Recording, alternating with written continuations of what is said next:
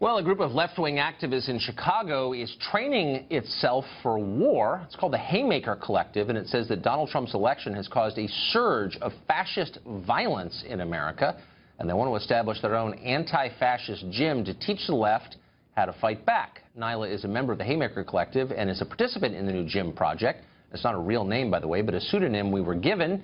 Nyla joins us tonight. Nyla, thanks a lot for coming on. Thank you for having me.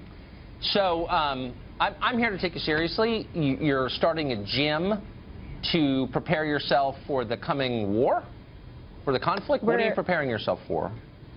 The conflict has already been established. We've seen since 2016 there's been a 20% increase in hate crimes, both nationally and in the city of Chicago. We know that there's certain bodies that are vulnerable to attack, that there's been an increase in racism and xenophobia, and that we feel that it's necessary for us to learn self-defense skills. So rather than feeling frightened and isolated and alone, that we can come together, build strength in solidarity with one another with an autonomous gym formation. Look, I'm for free association. I'm for gyms. I'm not, I guess, against this. I just sort of wonder if your concern isn't misplaced. I mean, Chicago is a really dangerous place. I think you've had about 2,000 shootings so far just this year. I don't think any of them are perpetrated by right-wingers that I know of or Trump supporters, any of them. So maybe you've got other things to worry about.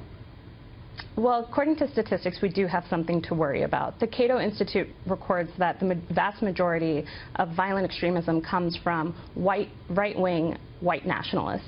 We also know that according to statistics, 80% of deadly terrorist incidents that happen within the United States are perpetuated by people who feel that other bodies, different people, races, and religions don't belong. Right. So when I think about the threats that I'm facing, those are made up. So for whatever it's worth, I mean, I don't want to interrupt you, but those are totally made up statistics, and you should spend some time looking at them. But let me just ask you this: of the 2,000 shootings in Chicago, you are welcome to look at the statistics. They're provided by the Cato Institute. They're also provided by California State University. I also have a number of statistics that are provided by but let me just ask you the Southern Poverty Law Center. Okay. Oh, okay. Kind of the bottom line, I guess. But if we could just bring it from the national to the local. You live in Chicago, which, as I just said, I think this is a correct statistic, has had about 2,000 murders just in the first 7 months, less than 7 months of the year. How many, rather shootings, how many of those 2,000 shootings were perpetrated by right-wingers, do you think? Again, you can look at the Chicago Police Department. They do collect information, but we're more interested in the hate crimes that have been occurring to people like myself. Okay, right, but I mean, when people are shooting 2,000 people, okay, shot, and I don't think any of them were bias crimes against people like you, as you just put it. I don't think any of those were Trump supporters pulling the trigger. Do you know otherwise? Carlson, if you don't know, then I'm not going to sit here and give you statistics, but I will tell you that the stories that are making me afraid and fearful is the answer, when I take the bus, when I take the bus home alone by myself on public transportation, I don't feel safe, because just May 26th in Portland on the light rail, there were 2 black women who were approached and confronted by a white man who calls himself a patriot.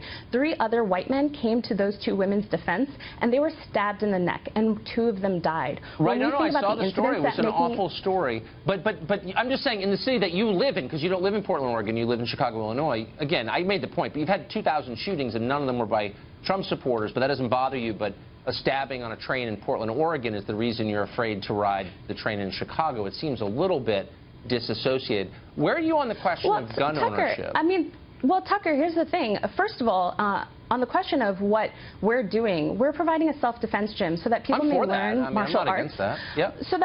So that people can learn martial arts, so people like me don't feel like they can't ride public transportation or go to their houses of worship without being harassed. I'm not a shrink or anything, but I'm just worried that your fears may be a little bit overblown. Like, you've got a terrible gang problem in Chicago, but does that scare you at all? Like, if you were to go to the south side of Chicago, would you be worried about Trump supporters down there?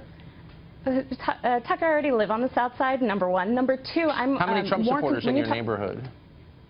Quite a few. I'm sure you can look it up. But on the question of gun ownership, we can look that even how owning a gun doesn't protect one. Philando Castile was a licensed gun owner, and he told that to the officer while he was shot on Facebook Live in front of his 4-year-old daughter and his partner. So the question of gun ownership should be something that you should be giving to the National Rifle Association as to why they're not taking up an arms. Can I ask a question? If so, you're like against the system and you think the system's rotten and racist and all that stuff, but you want only the cops and other government officials who you believe are racist to have guns? How does that work exactly, Nyla?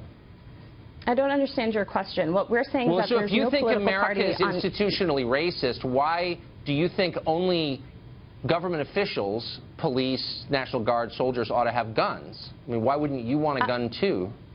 I don't understand why you're against private gun ownership if you think our country's racist. If you're bringing me on your show to talk about the project that we're starting, the project we're starting is a self-defense gym so that people can learn hand-to-hand self-defense tactics. I got it. It's just like guns are more effective than karate chops, so I'm just sort of wondering where you were on the gun thing. Okay, well, on the question of guns, we don't have an answer because what we're doing is starting a project with where we are. And what we know is that we need to grow strength together. We have to learn the responses physically to respond to some of these incidents that are happening. The question for me, again, is not on people shooting me with guns. The question is incidents like Nabra Hassanin, who was murdered while she was walking from her mosque in Washington, D.C. to a McDonald's for breakfast with a group of other teenagers. Was she killed by a Trump supporter? Oh, wasn't she? I thought she was killed by an illegal alien, wasn't she? She was killed by a man who decided to go after her with a bat. Yeah, that was not a Trump teenagers. supporter, actually. That was an illegal alien. Bad example. I'm sure there are others. Now, we're out of time. Unfortunately, it was great to talk to you. I don't know why. Sorry.